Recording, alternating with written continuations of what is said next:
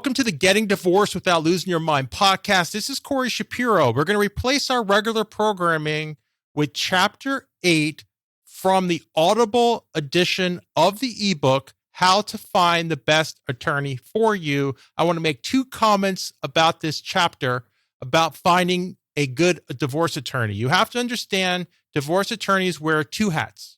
You got the counselor hat and the advocate hat. The counselor hat is making sure you're making the best decision possible for your long-term divorce goals based on your budget, your time, money, energy, emotion. And the advocate hat is where we switch gears and create a plan to achieve those goals. The problem is where you are just advocating for a position. We call this position polarization, which may not necessarily lead you to better post-divorce goals. That's the problem. The other problem is a lot of attorneys don't care. It's a business, and the advocate model makes money. And these attorneys, just like in other businesses, will just listen to you and try to achieve these positions, even though they may not help you in the long term. I want to thank two people in particular to help me with the Audible edition. First of all, the man himself, Christopher Mottram, for his production expertise. He's also the producer of this podcast.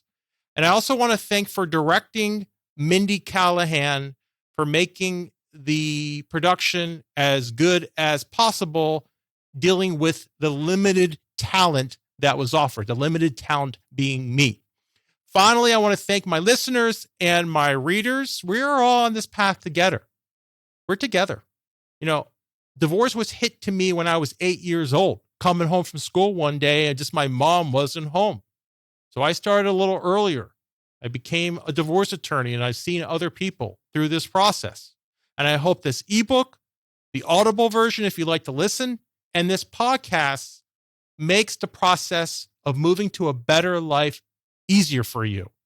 And using the model from the productivity expert Michael Hyatt, we are moving from drifting.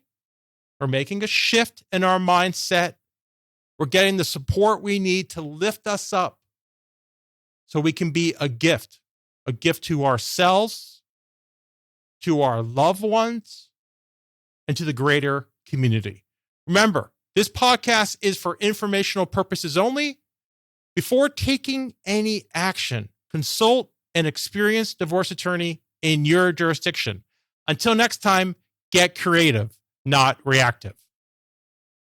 Chapter 8, How to Find the Best Attorney for You.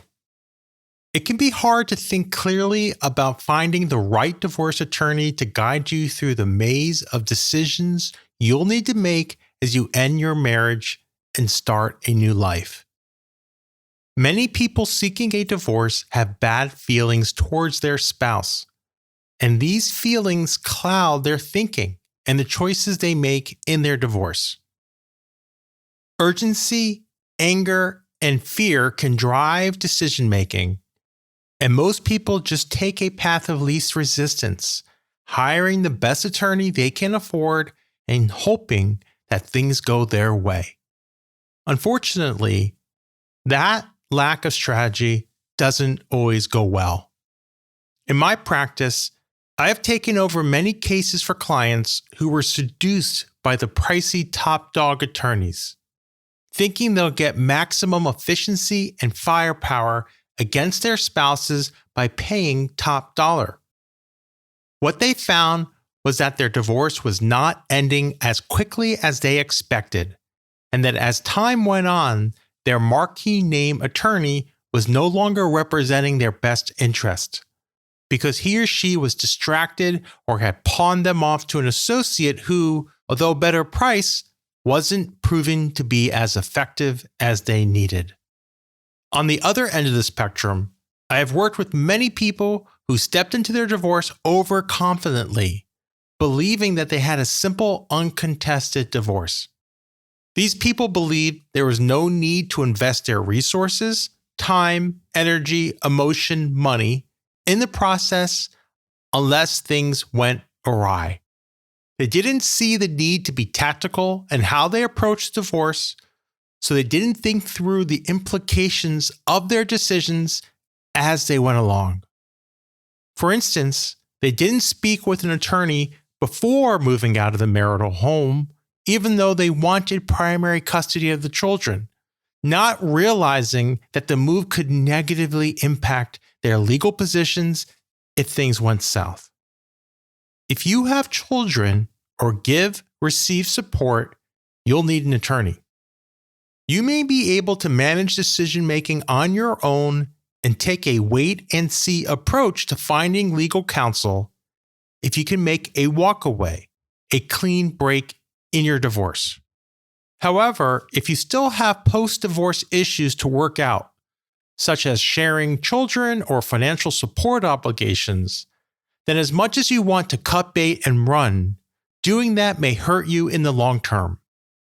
The decisions you make now, such things as where you live, what you say to your spouse, and how you handle your children could impact your divorce and post-divorce life. You need guidance, and you need to make sure that you're hiring the right type of attorney for you. I say for you because the attorney-client relationship is a very personal one. You most likely will reveal things to your attorney that you might not even tell your best friends, your dark secrets, the intimate details of your finances, and much more. You have to feel comfortable doing that, which is why there is no one-size-fits-all approach to choosing a divorce lawyer. I'd like to share a couple of basic guidelines based on what I've seen in my 20-year career. In a difficult divorce, I'll strongly advise you to consider hiring a trusted advisor over an expert for hire and to choose a wise dog of an attorney over a bulldog divorce attorney. Let me explain what I mean. Expert for hire versus trusted advisor. You want an attorney to give you advice that's in your best interest, which means that the advice is both sound and affordable for you. Expert for hire attorneys, on the other hand, aren't motivated by affordability. Given a choice between a simple, efficient solution to your problem and one that will eat up court and preparation time, the guns for hire will choose the one that runs up the clock so they'll make more money. This is common because the system is set up to reward selling time, which can be given a specific value, but it doesn't necessarily reward providing good advice, which may be priceless. Fortunately, there are also skilled attorneys who will put you first, look past their own financial self-interest, and tell you the truth, unvarnished. How do you recognize those trusted advisors? By the questions they ask and in the direct manner in which they talk with you about your priorities, your tolerance for risk, and your divorce budget, how much time, money, energy, and emotion you're willing and able to invest in your divorce. They'll talk to you directly about the costs, risks, and trade-offs involved in the choices they offer you, and they'll show you that they know what's important to you. Trusted advisors truly get to know you, learn about your interests, goals, and personality, and use their legal expertise and personal understanding of your unique situation to give you the best solutions to your problems based on your risk tolerance and budget. These attorneys are as astute, kind, and clever as the waiter who sees two poor college sweethearts come into his restaurant, the most expensive one in town, to celebrate an important milestone. Third date, Recognizing that they don't necessarily have the money for the experience, he tells them, "The chef is so honored that you're chosen our restaurant for your night out that she wants to cook you the same meal she gives the people closest to her, if you allow her the honor. The price for the two of them," the waiter adds, "will be $40 including wine," which is not even the price of one of the entrees at the restaurant. The college couple revels in this special treatment, and enjoys their dinner in the restaurant's amazing ambiance, not knowing that their feast was the same one given to the restaurant staff earlier in the day. The astute waiter and chef have lost money on the deal, but with their kind, resourceful solution, they have created clients for life. That's the human, long-term perspective they share with trusted advisors. Bulldog versus wise dog. When the media portrays the best divorce attorney to retain, I often hear talk about stereotypical tough guys, the sharks, the barracudas, the pit bulls. When you face them in your divorce, these are the lawyers who pile on aggressive, high-pressure tactics from the get-go, fighting every issue, compromising on nothing, working to pulverize your credibility, all so you just cave in and agree to a settlement that gives them everything they want, which is everything. I often go up against this type of attorney, and if a divorce is resolved in the first phase, before the rule of law imposes its will, I would agree that their shock and awe approach to litigation gives them a distinct advantage. It scares most people into submission. But, and here's the big but, divorce cases have two phases. If you can weather the shock and awe storm, a judge resolves your divorce. And when this happens, I would bet on a wise dog of an attorney any day of the week. The reason is simple. They do only what's necessary to get the job done. To see what I'm talking about, think about the 2017 boxing match between a bulldog mixed martial artist, Conor McGregor, arguably one of the best MMA fighters of all time, and a wise dog boxer, Floyd Mayweather Jr., arguably one of the best boxers of all time.